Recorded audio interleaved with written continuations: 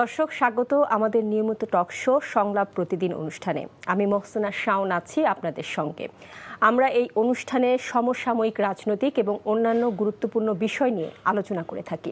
আজ আমরা আলোচনার জন্য দুজন অতিথিকে আমন্ত্রণ জানিয়েছি আমাদের স্টুডিওতে। আমি প্রথমেই পরিচয় করিয়ে দিতে চাই তাদের সাথে।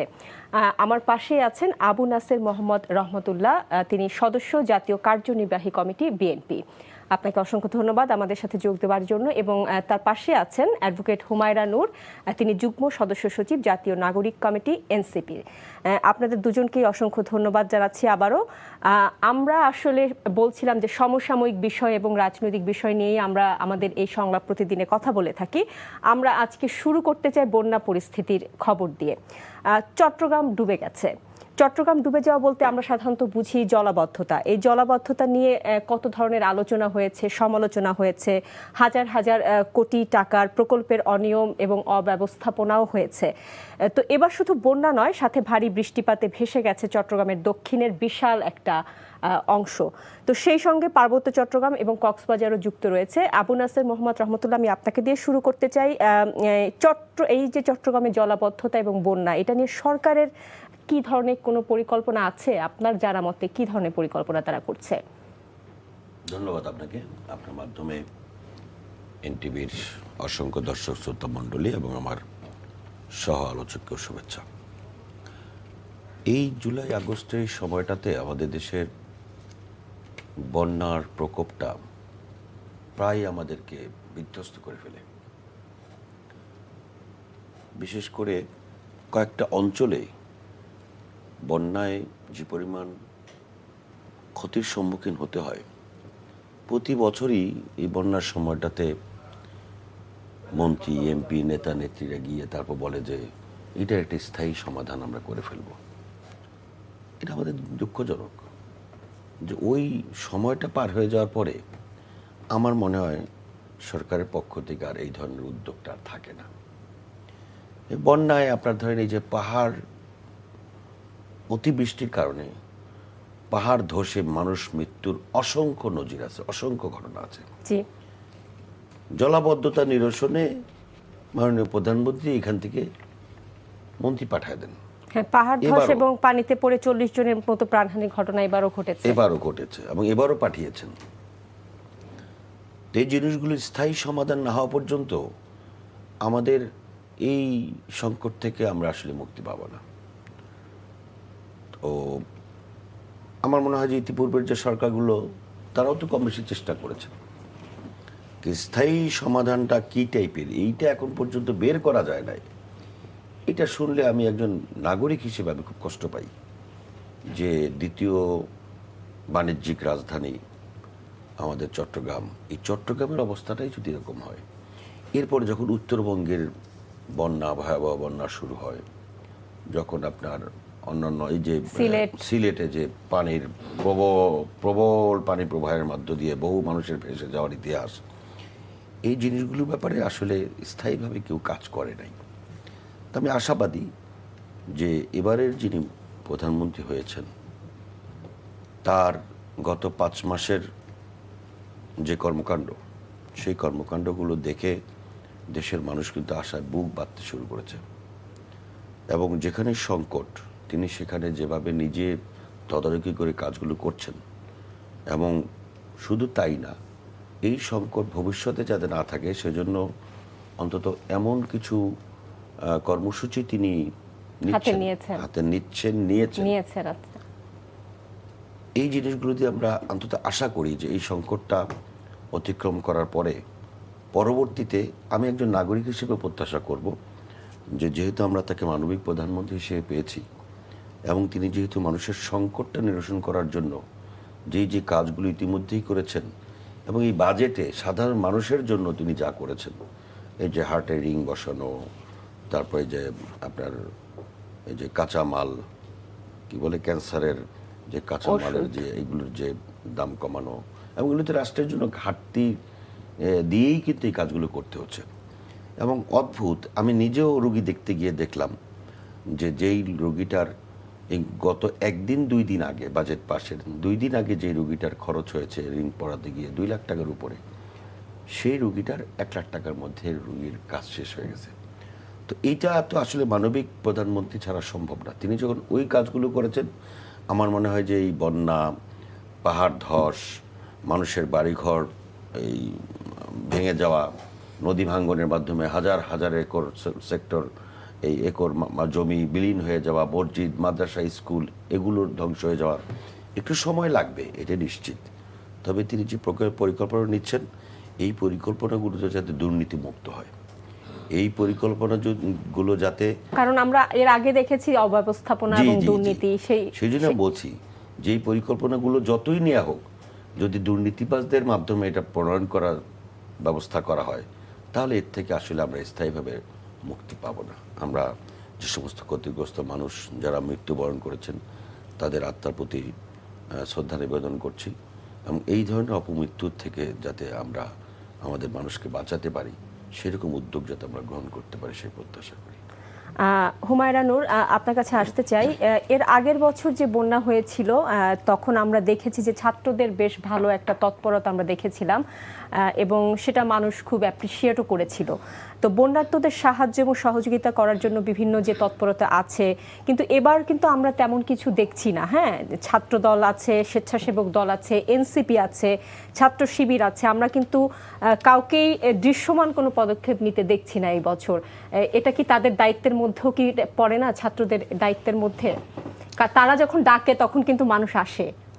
ধন্যবাদ আপনাকে, আমার সহ-আলোচক এবং আজকে আমাদের যারা দেখছেন সবাইকে সালাম এবং শুভেচ্ছা জানিয়ে শুরু করছি। একই সাথে এই বন্যায় ক্ষতিগ্রস্ত মানুষের প্রতি আন্তরিকভাবে সমবেদনা জানাচ্ছি। তাদের যে ক্ষয়ক্ষতি হয়েছে সেইটা আসলে ভাষায় প্রকাশ করা বা ওই জিনিসটা ফেস না করা পর্যন্ত আমাদের পক্ষে এখানে বসে অনুধাবন করা হয়তো সম্ভব না, কিন্তু আমরা আমাদের জায়গা থেকে মানবিক দিক থেকে তাদের জন্য করাটা এটা আমাদের নৈতিক দায়িত্ব।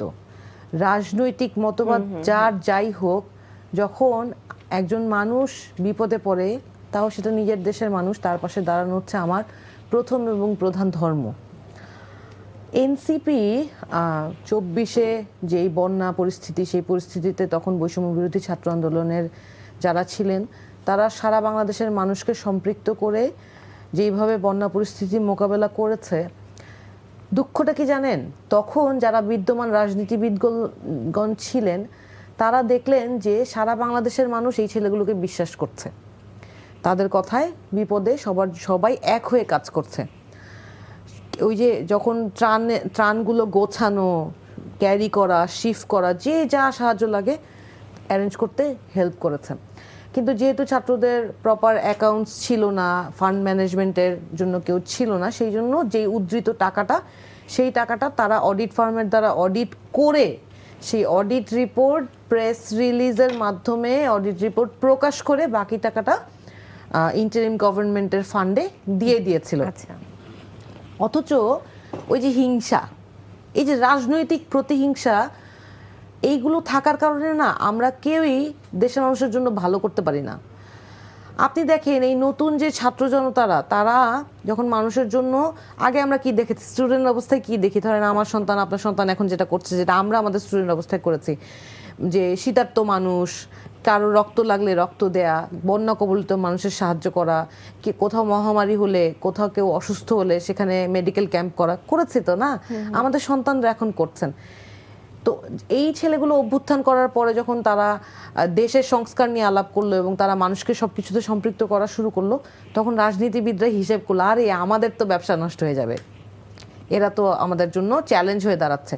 তখন তারা মানুষের মধ্যে ওই ভুল কথাগুলো প্রমাণ ছাড়া ছড়ানো শুরু করলো যে বন্যার টাকা কোথায় গেল।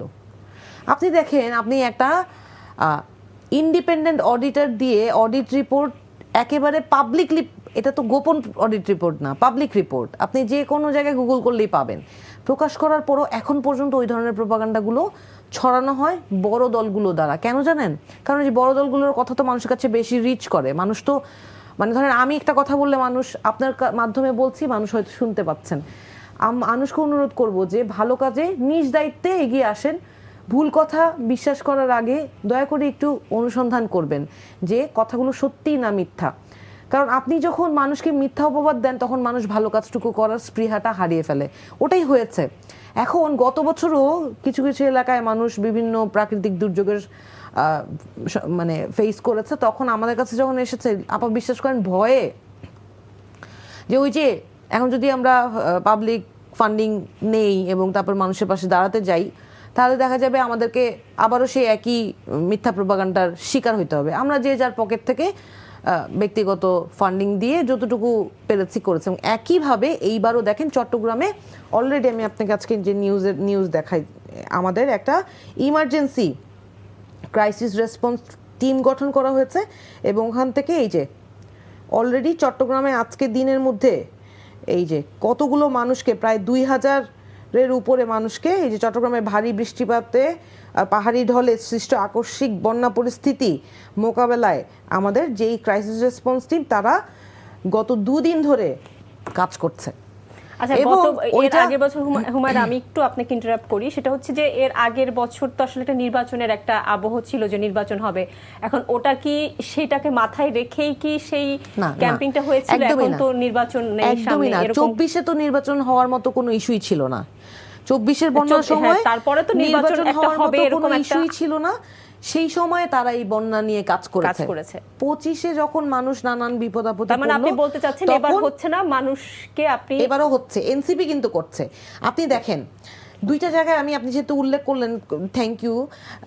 ব্যাপারটা হচ্ছে যখন ইন্টারিম গভর্নমেন্ট নতুন দায়িত্ব নেয় 24-এ, তখন কিন্তু প্রপার কোনো ফ্যাসিলিটেশন সিস্টেম প্ল্যানিংস তেমন ছিল না। যেহেতু নতুন গভর্নমেন্ট, একটা এক্সিস্টিং গভর্নমেন্ট কিন্তু কিছু ত্রাণ ও দুর্যোগ মন্ত্রণালয় থাকে, তাদের প্ল্যানিং থাকে, তখন ছাত্ররা এগিয়ে এসেছে, সাহায্য করেছে, প্রশ্নের মুখোমুখি হয়েছে, সেটার এক্সপ্লেনেশন তো দিলাম।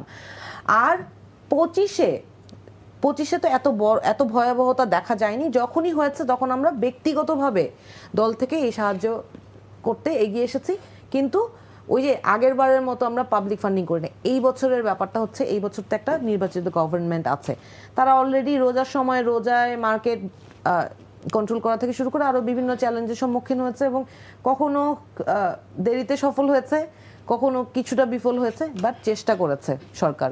আমরা সহযোগিতা করার চেষ্টা করছি সরকারকে, এখনো সরকারকে আমরা সহযোগিতা করব, কারণ এখন যেহেতু নির্বাচিত সরকার আছে, দায়িত্বটা আসলে সরকারেরই।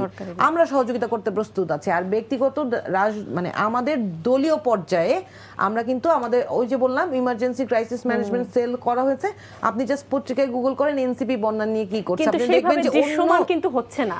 এখন এই যে এটা নিয়ে এখন দুঃখের কথা কি বলবো, ধরেন মিডিয়ার একটা ভূমিকা আছে, সেইটা হচ্ছে আপনারা আমাদেরকে প্রথম থেকে অনেক ভালোবাসা দিয়েছেন, সব জায়গায় মিডিয়ায় আমাদের নিউজ কাভার্ড হয়েছে, কিন্তু নির্বাচিত সরকার আসার পরে আকস্মিকভাবে নিউজের কাভারেজ, ওই যে সংসদে কত পার্সেন্ট আসন পেয়েছি এরকম ভাবে কাভারেজের পার্সেন্টেজটা কমে গিয়েছে।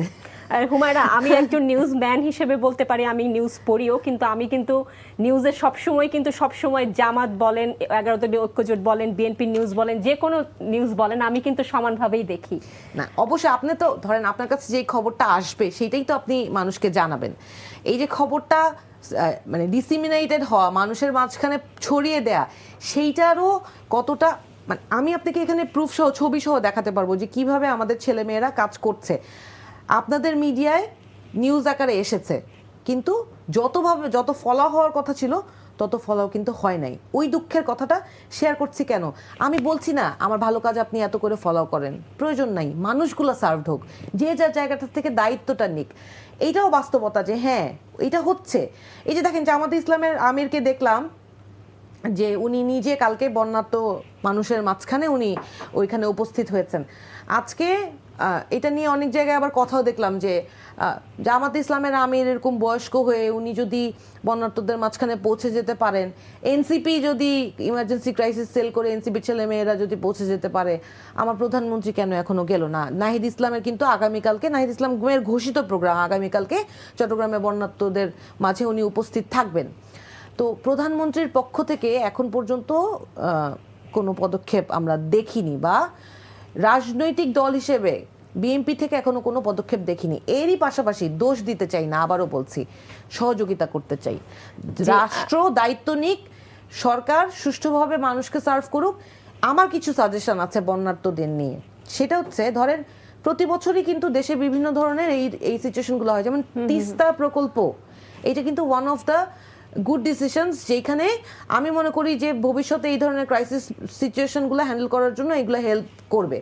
এরই পাশাপাশি এই যে বন্যার্ত যারা আছেন তাদের এলাকায় এই যে পানি সংকট, আমি একটা অর্গানাইজেশনের সাথে কাজ করতাম, গিভ বাংলাদেশ, ওরা সারা বাংলাদেশে একটা ভলেন্টিয়ার চ্যানেল ক্রিয়েট করেছিল, আলাদা আলাদা অর্গানাইজেশন না, প্রত্যেকটা স্টুডেন্ট মানে পলিটিক্যাল না, নন পলিটিক্যাল প্ল্যাটফর্ম, ওনারা সারা দেশে এরকম চ্যানেলের মাধ্যমে ওরা নানান প্ল্যানস অ্যান্ড প্রজেক্টস হিসেবে জিনিসগুলো করতো। কি করতো, এই যে ধরেন কয়েকটা স্পেসিফিক প্রত্যেকটা এলাকায় বন্যা, যেগুলো বন্যা কবলিত মানে সিরিয়াস এলাকা, যেগুলো বেশি অ্যাফেক্টেড হয়, ওই এলাকাগুলোতে কিছু স্পেসিফিক উঁচু টিউবওয়েল করা, হ্যাঁ, যাতে বন্যা হলে অন্তত ওই টিউবওয়েলগুলোর মাধ্যমে মানুষ পানির সুবিধাটা পেতে পারে। তারপরে এই যে আমাদের কিন্তু আগে আমরা দেখতাম যে বন্যা হলে মানুষ যাতে একটা নিরাপদ জায়গায় সবাই গিয়ে আশ্রয় নিতে পারে সেই ব্যবস্থাটা করা হতো। কিন্তু চিটাগং এলাকায় এই যে জলাবদ্ধতা, এটা কিন্তু আজকে নতুন না, এটা অনেক পুরনো। এটা একটা সাধারণ বৃষ্টি হইলেও চট্টগ্রাম এলাকায় নৌকা নিয়ে নেমে যাওয়ার মতো অবস্থা হয়। এই যে আমাদের একজন মেয়র আছেন, উনার ওখানে দায়িত্ব নেওয়ার বয়স কিন্তু এই সরকারের বয়সের সমান না, তার চেয়েও বেশি, উনি তার মানে সরকারের চেয়েও বেশি অভিজ্ঞ ওখানে। উনার তো মেয়াদ এখনো, দুঃখের সাথে বলতে হচ্ছে, মেয়র হিসেবে এখনো দায়িত্ব পালন করার মেয়াদ উনার নাই। সরকারের এটা তো আসলে মেয়রের সমস্যা না, এটা আসলে একটা প্রাকৃতিকগত সমস্যা এবং বহু আগে থেকেই। হুমায়রা, আমি আপনার কাছে আবার আসবো। আমি বলতে চাচ্ছি না, আমার কথাটা হচ্ছে উনি সময় পেয়েছেন প্ল্যান করার, কিন্তু কার্যত উনি কি করেছেন সেটা আমরা দেখতে পাই নাই। জি, আচ্ছা, আমি আবারও আবু নাসের মোহাম্মদ রহমতুল্লাহ ভাই আপনার কাছে আসতে চাই। আমি একটু সাবজেক্টটা একটু চেঞ্জ করতে চাই।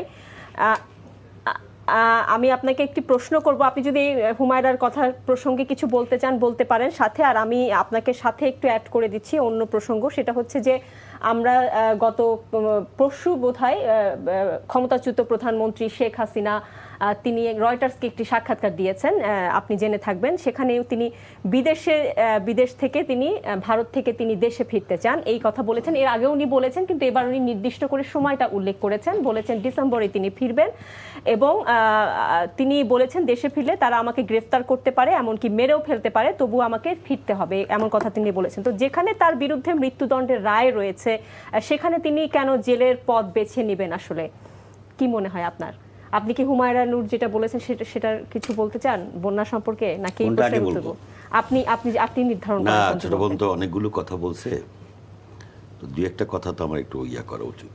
হ্যাঁ, বলেন। আপনি কিছু আক্ষেপও আছে, কিছু অভিযোগ আছে।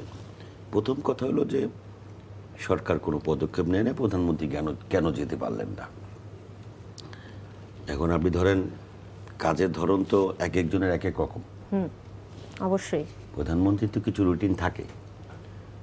প্রধানমন্ত্রী গিয়ে যদি ধরেন এখন একজন বয়স্ক মানুষ, উনি গেঞ্জি পরে নেমে গেছেন, তার আশেপাশের সব লোকজন পাঞ্জাবি পায়জামা পরা, উনি কেন গেঞ্জি পরলেন, শুধু গেঞ্জি পরে আর না দাঁড়ায় গেলেন? সেটা তো এখন কি এটা কাজ করার জন্য গেছে নাকি সিম্পিতি পাওয়ার জন্য? আবার উনি বললেন যে গেঞ্জি পরে কেন আসছি, আমি আসছি যে আপনাদের লোক এটা প্রমাণ করার, তাকে নাগরিকত্ব যাতে দেওয়া হয় সেই জায়গার। তো এগুলি তো ভাই কোথায় চট্টগ্রামের নাগরিক এটা বলছেন না, উনি যেখানে গিয়েছিলেন ওই এলাকার নাগরিকত্ব। ভাই এগুলি তো একটা হলো কাজ করা, আর একটা হলো লোক দেখানোর প্রশংসা। তো কোনটা চাই? প্রধানমন্ত্রীর লোক দেখানোর প্রশংসা করলে তো প্রধানমন্ত্রী পার পাবেন না, এটা অন্য দল বা অন্য নেতারা পার পেয়ে যাবেন। প্রধানমন্ত্রী 10টি বিষয় নিয়ে সেখানে কাজ করছেন, যেহেতু অনেকগুলো বিষয় আসছে আমার একটু করতে হবে। একটা হলো যে প্রথম কথা হচ্ছে উনি নিজে মনিটরিং করছেন এবং ডিসি, ইউনো, আইন শৃঙ্খলা বাহিনী সকলকে যোগাযোগ রেখে প্রয়োজনীয় দিক নির্দেশনা দিচ্ছেন উনি। দ্বিতীয়ত, এখন পর্যন্ত 1057টি আশ্রয় কেন্দ্র চালু করা হয়েছে, যেখানে এখন পর্যন্ত 12,000-এর বেশি মানুষ আশ্রয় গ্রহণ করেছে। তারপরে আপনার এই কি জিআরের কর্মসূচির আওতায় আপনার 5টি জেলার জন্য 2,15,00,000 টাকা অনুদান, 3,400 মেট্রিক টন চাল দুর্গত মানুষের কাছে দ্রুত সময় পৌঁছানোর ব্যবস্থা করা হয়েছে। আমি এই কথাগুলো বলে সময় নষ্ট করতে চাই না। এই যে আমরা মুখস্থ বলি যে কোনো খোঁজ খবর নিচ্ছেন, এবং এই যেই ভদ্রলোক মাননীয় বিরোধী দলীয় নেতা, তিনি কি বলেন যে এই সরকার মানুষের খোঁজ খবর নিতে পারে না, সেটা কোনো সরকারই না। এই যে আমরা কথাবার্তাগুলো বলি, বিরোধিতার অর্থে বিরোধিতা, এই যে আমরা নতুন বন্দোবস্ত, নতুন বাংলাদেশের কথা বলতে চেয়েছিলাম, এটা নতুন বাংলাদেশ এটা প্রত্যাশা করে না। আমার বোন এক পর্যায়ে গিয়ে বলল কি যে 24-এর সময় না, ওই সময় তো নির্বাচনের কোনো কথাই ছিল না। তাহলে বুঝতে পারছেন নির্বাচন হবে কি হবে না কারা নির্ধারণ করতো? ওই সময় নির্বাচনের নামগন্ধই ছিল না। তখন তো সংস্কার আলোচনা হচ্ছিল। তাহলে কিসের সংস্কার? আপনি কমিশন করলেন 12টা, বসায় রাখলেন একটা রুমের মধ্যে ঐক্যমতের নামে, 9টা মাস খুচুর মুচুর করলেন, অর্থাৎ নির্বাচনের কোনো কথাই ছিল না। অথচ একটা নির্বাচিত একটি অন্তর্বর্তীকালীন সরকার, তার মূল দায়িত্বই হচ্ছে একটি নির্বাচন অনুষ্ঠান করা, যে নির্বাচনের মাধ্যমে জনগণের সরকার প্রতিষ্ঠা লাভ করবে। আপনি কি কি সংস্কার করবেন, আপনি রাষ্ট্র ক্ষমতায় আসলে জনগণ ভোট দিলে আপনি কি কি বাস্তবায়ন করবেন, সেটা নির্বাচনের সময় আপনি নির্বাচনী ইশতেহারে জাতির কাছে প্রকাশ করবেন। জনগণ ডিসাইড করবে যে হ্যাঁ আপনার এটা হচ্ছে আমার ভালো লেগেছে, আমি আপনাকে ভোট দিলাম। আর আপনি বললেন সংস্কার, অর্থাৎ 24-এ নির্বাচনের নামগন্ধই ছিল না, এবং এটা প্রমাণও আছে অনেক। আচ্ছা নাসির ভাই, আপনি একটু ছোট করে বলেন। আচ্ছা, তো আমি ওইটা জাস্ট একটু ছুঁয়ে গেলাম, ঠিক আছে। আমি ওই বিষয় আপনি যেটা বলেছেন, ও আর একটা বলেছেন যে এনসিপিকে অনেক ভালোবাসা আপনারা দিয়েছেন, কিন্তু এখন ভালোবাসা দেন না। তখন তো না, NCP দিচ্ছে। তখন তো এনসিপির লোকজন বলতো যে 300 আসনই তারা পাবে। কথাবার্তা তো অনেক নেতাদের, নামটাম নাই বলি, অনেক নেতাদের কথা ছিল যে 300 আসনই তারা পাবে। তো তখন তো না দিয়েও পাইছিল না, আবার অন্য প্রেশার তো ছিলই। যাই হোক, তো এখন যদি বলেন যে না, ওনাদের জনসমর্থন, ভোটের সমর্থন এগুলি বিবেচনা করে যদি করে থাকে, তাহলে তো সেটা কোনো অন্যায় কাজ না। তাহলে আমরা এখানেও বাড়তি সুবিধা চাই না। আপনি যতটুকু সমর্থন, অতটুকুর চেয়ে বেশি চাওয়া, এটা তো বাড়তি সুবিধার মধ্যে পড়ে। কারণ কি, এনসিপির জন্মটাই হয়েছে বাড়তি সুবিধার মাধ্যমে। কারণ যেই দিন জন্মগ্রহণ করছে সেদিন কিন্তু ডিসি অফিস থেকে চিঠি ইস্যু করে তারপর কিন্তু গাড়ি ঘোড়ার ব্যবস্থা করা হয়েছে। ভাইয়া, বিএনপি তো যার জন্ম নিয়ে কারণে- যদি প্রশ্ন করে তাহলে কি রাগ করবেন? যার কারণে আপনি আপনার সময় বলেন, তো এটা হলো চিঠি ইস্যু করার নজির আমার দেশে, আমার অন্তত জানা নেই আমার এই বয়সের মধ্যে। আপনি যে কথাটা বললেন শেখ হাসিনা ডিসেম্বরে দেশে আসার, এই শেখ হাসিনার আসার বিষয়টা তো ধরেন আরো কয়েকবার মনে আমরা শুনছি। হ্যাঁ, কিন্তু তখন তিনি কোনো সময় উল্লেখ করেননি, এবার উনি না ডিসেম্বরের কথা বলেছেন। আরে ভাই, আমি তো গ্রামে গঞ্জে যাই, গোপালগঞ্জে একটা জায়গা আছে, আমি গাড়ি নিয়ে মাঝে মাঝে দাঁড়াই। ওইখানে এক ভদ্রলোক আছেন, বুড়ো মানুষ, একেবারে হাত পা রক্ত মাংস জিব্বা যা আছে সব আওয়ামী লীগ, বোঝা যায়। এখন বলে যে না আমরা সর্বনাই করি, এটা সেটাগুলি বলতো নির্বাচনের আগে। কে আগামী সপ্তাহে আইতেছে নেত্রী, ধরে রাখেন, আপনি মনে রাখেন, এই আগামী সপ্তাহে, এই মাসের শুরু দিয়ে আইতেছে। তা আমি আবার মাঝে মাঝে যাই। অর্থাৎ এই ঘোষণাগুলো তো বিভিন্নভাবে আসছে। যেই নেত্রী নিজের দলের লক্ষ লক্ষ নেতাকর্মীদেরকে এইভাবে বিপদে ফেলে পালাবো না বলে সে পালিয়ে যেতে পারে, সেই নেত্রী আবার সেই নেতাকর্মীদের জন্য নিজের জীবন ঝুঁকি রেখে ফিরে আসবেন, এটা আমি ব্যক্তিগতভাবে বিশ্বাস করি না। দ্বিতীয় কথা হচ্ছে, উনি আসতেই পারেন, ওনার ফিরে আসাটা ওনার দায়িত্বের মধ্যেও পড়ে। কি দায়িত্বের মধ্যে পড়ে? কারণ ওনাকে তো গভর্নমেন্ট খুঁজছে, ওনাকে তো নোটিশ দেওয়া হয়েছে, উনি তো পলাতক আসামি। উনি ডিসেম্বর কেন? ওনার যদি সাহস থাকে, ওনার যদি আইন মোকাবেলা করার মতো সেই রকম মানসিক পরিস্থিতি থাকে, তাহলে তো ওনার এখনই চলে আসা উচিত। জি, সো আমি মনে করি না তার আসার ইচ্ছা থেকে। তুমি এটা দিয়ে একটু মাঝে মাঝে ওই যে রাজনৈতিক প্যানিক সৃষ্টি করা, অথবা রাজনৈতিক স্টান্টবাজি বলতে যেটাকে আমরা বোঝাই, রাজনৈতিক স্টান্টবাজির মধ্যেই আছে আওয়ামী লীগ এবং তারা। এতে করে এই নেতাকর্মীদের আরো একটু বেশি বিপদে ফেলানো হচ্ছে। আচ্ছা হুমায়রা নূর, আপনি কি একমত কিনা প্যানিক সৃষ্টি করার জন্যই তিনি মাঝে মাঝে এমন কথা বলেন কিনা? আরো একটি কথা বলতে অ্যাড করতে চাই প্রশ্ন আপনার কাছে, সেটি হচ্ছে যে তিনি বলেছেন আরো একটি কথা, যে তিনি দেশে ফিরবেন এবং তিনি সাথে করে যারা আওয়ামী লীগের যারা বিভিন্ন দেশে পালিয়ে আছেন তাদেরও সাথে করে নিয়ে ফিরবেন। তো বর্তমান বাস্তবতায় ঝুঁকি নিয়ে দেশে ফিরতে আসলে কতজন নেতাকর্মী প্রস্তুত আছেন, আপনার কাছে কি মনে হয়? আচ্ছা, আপনার প্রশ্নের উত্তর দেওয়ার আগে ভাইয়ার একটা দুইটা কথা একটু অ্যাড্রেস করি। ইন্টারিম গভর্নমেন্ট, উনি বলেছেন যে নির্বাচন আয়োজন করা ইন্টারিম গভর্নমেন্টের কাজ ছিল। শুনেন, 24-এর গণ অভ্যুত্থান কিন্তু ক্ষমতার পালাবদলের জন্য হয় নাই, শেখ হাসিনাকে তাড়ানোর জন্য হয় নাই। 24-এর গণ অভ্যুত্থান যদি ওই কারণে হইতো তাহলে সেটা 23-এর ফাঁকে বলতে হবে অক্টোবরে কি জন্য হয়েছে, এটাও বলতে হবে। অবশ্যই বলবো। এবং আমি কোন ওই জায়গায় কোন জায়গায় নির্ধারণ হয়েছে এটাও বলে দিতে একটু হবে। একটু আসি, আমি বলছি। না, আমি বলে দিলাম। আপনি যেই উদ্দেশ্যে রাস্তায় নেমেছিলেন আমার কথা শুনলে আপনি একমত হবেন। 23 অক্টোবরে যেই সর্বদলীয় মানুষজনকে ডেকেছিল বিএনপি, তখনই তাহলে মানুষ রাস্তায় নেমে এসে শেখ হাসিনার পতন ঘটিয়ে দিত। পারে নাই। আমি বলছি না যে মানুষ চায় নাই, মানুষ চেয়েছে, মানুষ অনেকদিন নিষ্পেষিত হয়েছে, মানুষ চেয়েছে, কিন্তু শেখ হাসিনা মানুষের উপর যে জুলুম করেছে সেই কারণে রাজনৈতিক নেতারা বা কর্মীরা তখন ওই প্রোগ্রামটা সফল করার সাহস পায় নাই। এটা তো স্বীকার করবেন ভাই। ঠিক আছে, এখন 24-এর গণ অভ্যুত্থান কেন হলো? এতদিনের রাজনৈতিক নিষ্পেষণ ছাড়াও সাধারণ মানুষ তো একটা দুর্বিষহ, একটা ভয়ের ত্রাসের জীবনযাপন করেছে। যখন তাদের সন্তানকে গুলি করে হত্যা করা হলো একটা সাধারণ ন্যায্য দাবি, কোটার দাবিতে তারা আন্দোলন করার কারণে, তখন মানুষ আর সেটা সহ্য করে নাই।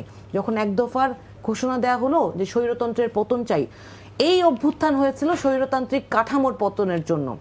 সুতরাং এই স্বৈরতান্ত্রিক কাঠামো পতনের জন্য যে সংস্কারের প্রয়োজন ছিল সেইটাই ছিল ইন্টারিম গভর্নমেন্টের ম্যান্ডেট। হ্যাঁ, স্বৈরতন্ত্র এবং স্বৈরতন্ত্রের পতন এবং গণতন্ত্রের পুনরুদ্ধার। গণতন্ত্রের পুনরুদ্ধারের one of the important matter is একটা আয়োজন করা, একটা সুষ্ঠু নির্বাচনের আয়োজন করা। ঠিক আছে, কিন্তু আপনি শুধু নির্বাচন করে এক সরকারের কাছ থেকে ক্ষমতা নিয়ে আরেক সরকারের হাতে দিয়ে দিবেন, এই জন্য তো অভ্যুত্থান হয় নাই। অভ্যুত্থান হয়েছিল যে সংস্কারের ম্যান্ডেট নিয়ে, স্বৈরতান্ত্রিক কাঠামোর পরিবর্তনের ম্যান্ডেট নিয়ে।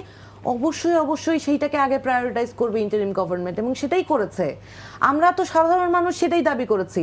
শুনেন, যখন অভ্যুত্থানের পর বিএনপির নেতা নেত্রীদেরকে নিয়ে সাধারণ যেই সন্তানরা, যেই ছেলেমেয়েরা অভ্যুত্থানে অংশগ্রহণ করেছে, তারা কিন্তু অনেক ট্রল করেছে। আমরা করিনি, আমি হয়তো ব্যক্তিগতভাবে করিনি, কারণ আমি জানি যে তাদের ত্যাগের জায়গাটা, নিষ্পেষণের জায়গাটা কতটুকু ছিল, কিন্তু করেছে মানুষ। তখন কোনো রাজনৈতিক দলকে আর বিশ্বাস করছিল না ওই সময় নির্বাচন দেওয়ার বা নির্বাচনে অংশগ্রহণ করার মানসিক পরিস্থিতি দেশের মানুষের ছিল না।